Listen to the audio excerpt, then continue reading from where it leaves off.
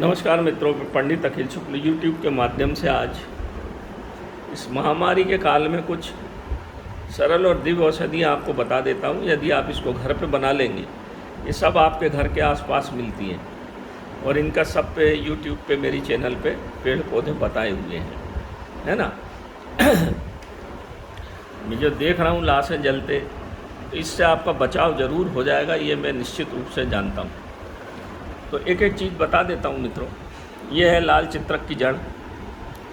ये गर्म होती है और रक्त के साथ साथ कफ को भी शरीर से बाहर निकालती है। यह कुटज, किसी भी प्रकार का बुखार हो, हिमालयन कुटज है ये कुटज नहीं, कुटकी, किसी भी प्रकार के बुखार को बाहर निकालती, गर्म होती है ये, बाहर निकाल के बाहर फेंक देती है 3 खुराक में, और कफ को भी निकाल देती है। ये है रुद्रवंती, बिल्कुल ताज़ी रुद्रवंती है ये भी लंग्स के कफ को बाहर निकालने में बिल्कुल सामर्थ्यवान है।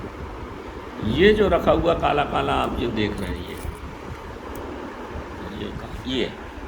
ये जो काला काला देख रहे हैं, ये स्वर्ण शीरी जानते हैं आप, सत्यानाशी खूब खेतों में उगती, उसका दूध है जमा हुआ, काला हो जाता है इस तरह से। ये सत्यानाशी का दूध। सत्यानाशी के बारे में भी मैं अभी आपको बता दूंगा क्या है, पहले देख लो चीज़ें। ये है अड़ूसा, पत्र का पाउडर, अड़ूसा जिसके बहुत ही काम की चीज़ है अड़ूसा। वासा भी जिसको बोलते हैं, वासा आदि का आढ़ा जो बाज़ार में मिलता है, ये वासा अड़ूसा, हम लोग इसको अड़ूसा बोलते हैं। छोटे छोटे सफ़ेद फूल होते हैं, लंग्स की बेहतरीन दवाई है ये। सफ़ेद पुनर्नवा राजस्थान का है ये। सफ़ेद पुनर्नवा की जड़ थोड़ा थोड़ा रख दिया मैंने, आपके लंग्स को फिर से ठीक कर देगा ये।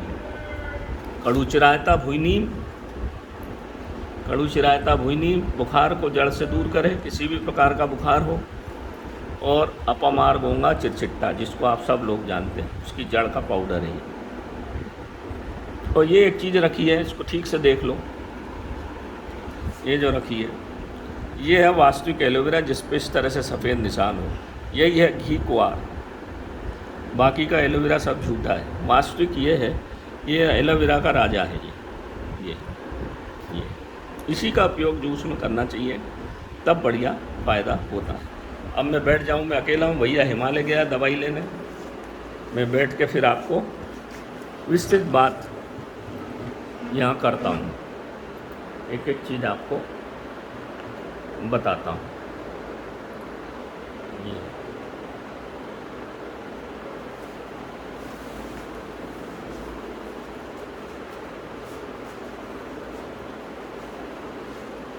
अब आपने सब चीज़ें भली भांति देख ली। तो इस महामारी के काल में जो भी हो रहा है, मैंने पहले भी एक वीडियो डाला था कि भारत में आज से 7-8 साल पहले एक पेपर में रिपोर्ट आई थी कि लगभग 15 करोड़ लोग भारत में दमा से पीड़ित हैं।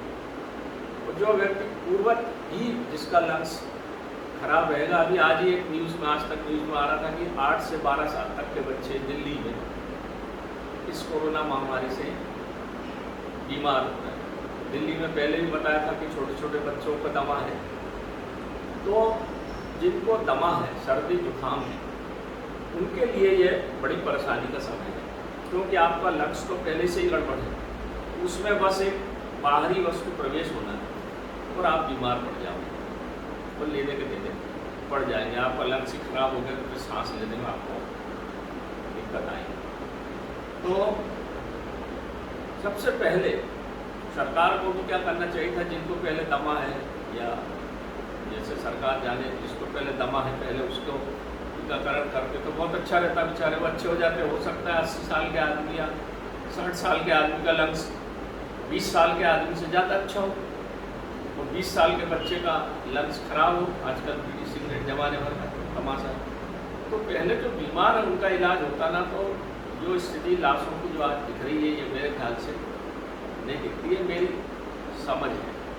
मैं ऐसा, मेरे मन में एक बात उठी, इसलिए मैं आपके सामने रख रहा हूँ। और जिनको दमा या सर्दी जुकाम है, उनको ज़रूर अपना इलाज, जैसा टीका बोलते हैं अच्छा है, टीकाकरण अच्छा है तो करा लें, पर वो कराएं चाहे ना कराएं, परंतु सोशल डिस्टेंस और अपना मास्क जरूर लगाएं ताकि दूसरे का इन्फेक्शन आपको ना हो। क्योंकि जो शीत प्रकृति के लोग, मैंने बार बार बोला, आयुर्वेद के हिसाब से जो शीत प्रकृति के लोग हैं, जिनको सर्दी जुकाम नजला हमेशा रहता है, वो जरूर बीमार पड़ेंगे और सीरियस होंगे।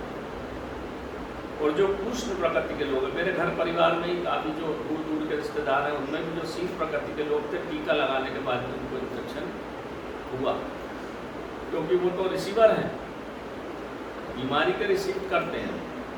बहुत बढ़िया रिसीवर होता है सर्दी जुकाम, जिसके नजला हमेशा सर्दी रहती है, उसको शीत प्रकृति के लोग कहा जाता है।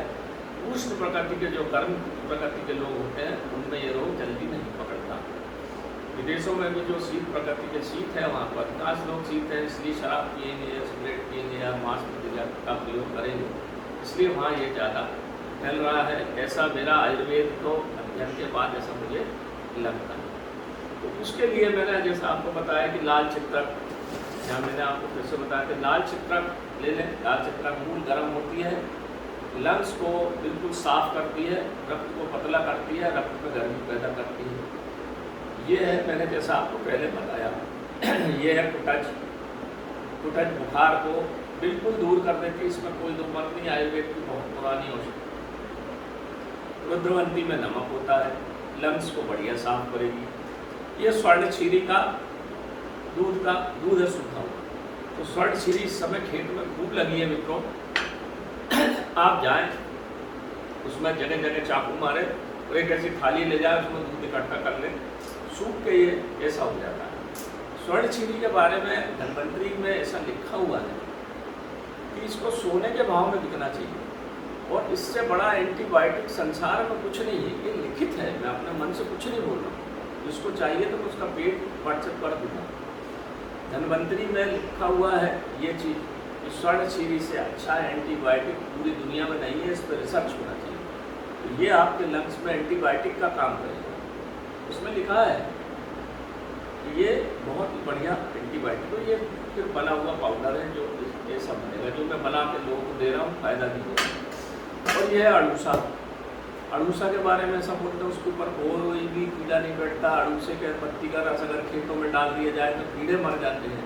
उसका फूल लंग्स के जैसा दिखता है। अड़ूसा पूरे कफ को बाहर निकाल के आपके लंग्स को मजबूती प्रदान करता है। अड़ूसा का कोई नाम नहीं ले रहा है। पुनर्नवा, सफ़ेद पुनर्नवा की जड़ आपके लंग्स को फिर से मजबूत कर देगी, आपके फेफड़ों को फिर से नया जीवन दे देगी। ये है कड़ू चिरायता, हुई नीम जिसको बोलते हैं, बुखार के लिए बढ़िया है, सभी लोग अच्छे से जानते हैं, भली भांति जानते हैं। अपामार, चिटचिट्टा, ओंगा, बहुत वीडियो हैं इसके, जो घर के आसपास खूब लगा हुआ है। कड़ू चिरायता भी बाजार में मिल जाता है, अड़ूसा पाउडर बाजार में मिल जाता है, ये सब चीज़ें बाजार में मिलती हैं। स्वर्ण क्षीरी का दूध निकालना जरा मुश्किल है, तो आप उसकी जड़ का पाउडर ले लें। ये इतनी चीज़ें आप अगर मिला लें, आप घर पे बनाइए मित्रों। मैं तो दे ही नहीं पा रहा हूँ, मेरे पास इतना ज़्यादा मांग है कि मैं दे नहीं पा रहा हूँ। आपको इसलिए मैं बता रहा हूँ, आप अपने घर पर प्रयास कर लो भैया। हाथ जोड़ के निवेदन है, अगर इसमें से कोई चीज़ एक तो कमी मिलती है, तो जो नहीं मिले उसको छोड़ के बाकी चीज़ का प्रयोग कर लो। अड़ूसा, कड़ू चिरायता, अपमार, यही अगर आप लेके तीनों का प्रयोग करेंगे। और स्वर्ण क्षीरी तो खूब मिलती है, जरा सा शहर से बाहर निकलो, खेतों में खूब मिलती है, इसकी जड़ ले आएगी। इन चीज़ों को बराबर बराबर कूट पीस के ले लीजिए। स्वर्ण क्षीरी की मात्रा जितना ये ले रहे हैं उससे आधी रखिए, क्योंकि ये गर्म होती है। आधी रख के पाउडर बना लीजिए। 2 चम्मच पाउडर सवेरे गुनगुने पानी से, 2 चम्मच शाम को, और अगर नजला जुकाम सर्दी है तो दोपहर को भी ले लो। आपका पूरा कफ निकल जाएगा, सांस लेने में दिक्कत नहीं होगी, आराम से आपको बीमारी से आप बचोगे। क्योंकि इस समय ना बेड खाली है, स्थिति आप सब लोग भली भांति देख रहे हैं एलोपैथी की क्या स्थिति है, क्योंकि इसकी अभी तक कोई दवा बनी नहीं है, और आगे कब बनेगी हम नहीं कह सकते। जब तक हम अपना इन आयुर्वेद से क्यों नहीं अपना बचाव करते, मेरे समझ में नहीं आता है। मैं इसलिए वीडियो डाल रहा हूँ मित्रों, मैं जो देख रहा हूँ आज की स्थिति, मेरे को बड़ा दुख हो रहा है कि हमारा आयुर्वेद इतना सजग, इतना सामर्थ्यवान होने के बाद भी लाशों के ढेर लगे। देखिए मित्रों, जब भारत को हल्दी छुड़ाना था अमेरिका से पेटेंट से, पुष्पवर्धन साहब जो बॉटनिकल गार्डन के हेड है, हमको देहरादून में बताया था, हम आयुर्वेद की ट्रेनिंग में हमेशा जाते रहते हैं, तो बताया था, तो सुश्रुत की एक फोटो ले रहे थे जिन्होंने ऑपरेशन करने के बाद हल्दी का लेप लगाया। तो हमारी हल्दी बचाने के लिए तो आपने आयुर्वेद का सहारा ले लिया, सुश्रुत संहिता का सहारा ले लिया। और आज ये महामारी कोरोना की जो हो रही है, लंग्स की डिसीज़ है ये, और ख़ास करके दमा के लोग पकड़ रही है, तो आयुर्वेद का प्रचार थोड़ा होए। तो ये सब सरल चीज़ें हैं, तो कम से कम लोगों की जान तो बच जाएगी, लंग्स तो उनके ठीक हो जाएंगे। दमा की एक बात मेरे को बताइए, दमा की आज तक एलोपैथ में कोई सी दवा है, एक वो अस्टेलिन दे देते हैं सूंघने के लिए, आज तक कोई दमा की दवा आयुर्वेद में एलोपैथ में नहीं है। बोल देते हैं एलर्जी है आपको, अब एलर्जी है तो एलर्जी क्या होगी, दमा की जगह एलर्जी होगी। मैं बहुत सारे लोगों को ये दवा बना के दिया हूँ, तो बहुत सारे लोग ठीक हो रहे हैं आयुर्वेद में। दमा से बहुत सारे लोगों को आराम मिलता है, जड़ से जाने में थोड़ा ठीक समय लगता है। 8 प्रकार का दमा होता है, सूखा अलग होता है, गीला अलग होता है, सोने के बाद लंग्स लग जाते हैं, बहुत सारे लोगों को आराम होता है। तो ये आयुर्वेद की आपके श्वसन तंत्र की और आपके फेफड़ों की इससे अच्छी दवाई आयुर्वेद में नहीं है मित्रों। और उससे जो बुखार आता है तो बुखार में ये इसको चूर्ण घर पे बनाए, इसमें कोई नुकसान तो है नहीं। 1500 रुपये खर्च होगा इसमें लाने में, इसको टूट पीस के रख लीजिए और घर भर को खिलाइए। अब 8 साल के बच्चों को होने लगा, उसको भी गर्म पानी में कुलकुला करके उबालिए और उसको खिलाइए, तो आप लोग सब स्वस्थ रहेंगे मित्रों। मेरी बात को ध्यान से सुनिए, मैं एक एक चीज़ जो बताई है ये बिल्कुल प्रमाणिक आयुर्वेद के प्रमाण के हिसाब से बताई है मैंने आपको, और आप पढ़ लीजिए इसको आयुर्वेद में। कहीं भी इसके बारे में कोई भी सभी जो मैंने बताया वही मिलेगा। थोड़ा सा आयुर्वेद का अध्ययन करिए, नहीं करते तो मेरे वीडियो को देखिए, इसका प्रयोग घर घर में करिए, आपको बहुत लाभ मिलेगा। मैंने अभी एक डॉक्टर के अग्रवाल साहब थे, और एक आप वो वीडियो देखना, आपने बाबा रामदेव के जो उन्होंने कुछ दवाइयाँ बनाई है उनका संवाद देखा था। उन्होंने शायद ये अश्वगंधा, तुलसी और नीम गिलोय का मिश्रण बताया, परंतु उन्होंने ये जो दुख है इस बात का कि उन्होंने ये जो लंग्स की दवाइयाँ जो खास है, जो फेफड़े की दवाई है और बुखार की दवाई है, इसके बारे में पता नहीं क्यों नहीं बताया।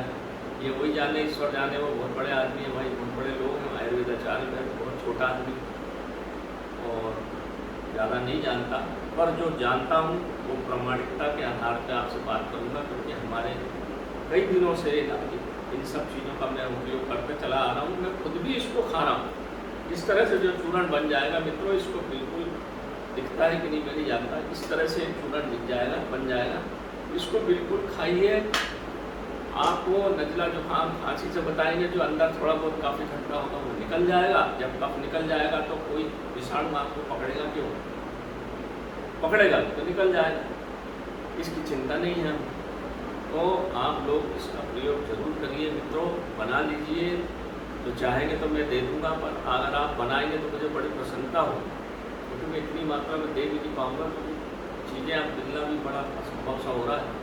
आप खुद बनाइए, घर के आसपास ले आइए और बनाइए और उपयोग करिए। जिसको चाहिए होगा तो मेरा व्हाट्सएप नंबर सबको मालूम है, 9165823800। हम बना के भी देते हैं, और आप उसको लीजिए और उपयोग करिए, खुद बनाइए। अब जो मैंने एलोवेरा बताया था, एलोवेरा जूस खूब चल रहा है। वास्तव में एलोवेरा यही है, इसको ही घी कुआर आयुर्वेद में बोला जाता है, इसी का ही उपयोग करना चाहिए। और ये कैंसर पे भी काम करता है, एसिडिटी, गैस, पेट के रोग, अल्सराइटिस, कोलाइटिस सब पे काम करता है। इसके ऊपर सफ़ेद दाग होना चाहिए, ये इसीलिए इसको घी कुआर बोलते हैं। बहुत ठंडा होता है, इतना ठंडा होता है कि इसकी जड़ को अगर ऐसा लिखा है आयुर्वेद में कि दूध के ऊपर बांध दिया जाए तो दूध जम जाता है। जो खाना बनाने वाले लोग क्या करते हैं, इसकी जड़ को बारीक पीस के दूध में डाल देते हैं, फट से दही जम जाता है। ये इतने काम की चीज़ है। किसी भी प्रकार का घाव हो गया हो शरीर में, उसको लगाइए, बिल्कुल ठीक है। तो बहुत काम की चीज़ है मित्रों, इसको एक तरह से टुकड़ा लगा दो और ये हो जाता है। वास्तव में घी कुआर यही है, इसको पहचानिए। आजकल एलोवेरा खूब चल रहा है, जानते हैं नहीं लोग। कुछ भी खाएंगे तो नहीं खाएंगे, ये खाओगे 100%। तो नमस्कार मित्रों, मैं पंडित अतुल शुक्ल, जय महाकाल आयुर्वेद। मेरे मन में जो स्थिति को देख के मेरे मन में बड़ी उथल पुथल होती है कि आयुर्वेद के रहते हम आयुर्वेद को कुछ समझ ही नहीं रहे और ज़माने भर की दवाइयाँ और वैक्सीन की तरफ हम देख रहे हैं। देखिए, मुझे उससे कोई आपत्ति नहीं, खूब देखिए, खूब लीजिए, खूब वैक्सीन लगाइए, पर आयुर्वेद को मत छोड़िए। एक टूल हमारे हाथ में है जो हमारी पृथ्वी में सब चीज़ें भगवान धरती माँ ने सब दिया है, तो हम इसका उपयोग करें। इससे कोई नुकसान तो होगा नहीं, फ़ायदा होगा, 100% होगा, ये मेरा बिल्कुल विश्वास है। क्योंकि मैं कई दिनों से मेरे दादा परदादा से प्रयोग होता चला आ रहा है, तो मैं जानता हूँ, इसलिए मैं विश्वास से बोलता हूँ। आप लोग ठीक हो जाएंगे, स्वस्थ रहेंगे और भारत देश अच्छा रहेगा। और ये जो इतनी लाशें जल रही, इतने लोग मर रहे हैं, तो इससे पूरा भारत शमशान बना हुआ है, इससे इससे आपको निजात भी मिलेगी। इसको खाते रहेंगे तो रोग आपको पकड़ेगा नहीं, और जो सावधानियाँ बरतना है शासन के निर्देश है वो तो मानना ही है, परंतु इन सब का भी प्रयोग करते रहें साथ साथ में, तो कोई बुराई नहीं है। अच्छा ही है। नमस्कार मित्रों, जय महाकाल।